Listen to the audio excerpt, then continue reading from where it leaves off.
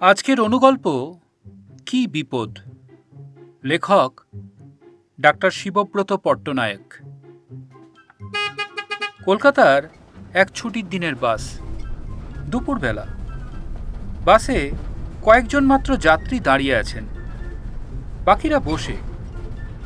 বাসের দরজার কাছে দাঁড়ানো এক যাত্রী পাশের ভদ্রলোককে জিজ্ঞাসা করলেন, কটা বেজেছে দাদা? অন্য যাত্রী কোনো উত্তর দিলেন না। ভদ্রলোক আবার জিজ্ঞেস করলেন, দাদা কটা বেজেছে বলবেন? কোনো উত্তর নেই। যাত্রীটি তখন দ্বিতীয় যাত্রীর বাহুতে একটু ঠেলা দিয়ে জিজ্ঞাসা করলেন, ও দাদা, কটা বেজেছে বলতে পারছেন না?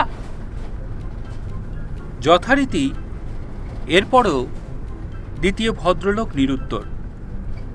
রেগে গজগজ করতে করতে যাত্রীটি একটু পরেই বাস থেকে নেমে গেলেন।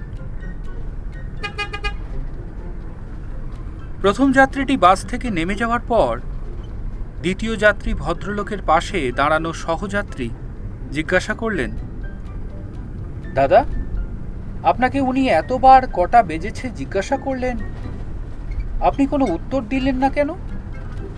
উনি রেগে মেগে নেমে গেলেন। কটা বেজেছে বলে দিলে কি এমন ক্ষতি হতো আপনার? একথা শুনে বোধহয় আর থাকতে পারলেন না ভদ্রলোক। রেগে উত্তর দিলেন, মুখ খুলি আর মার খাই আর কি।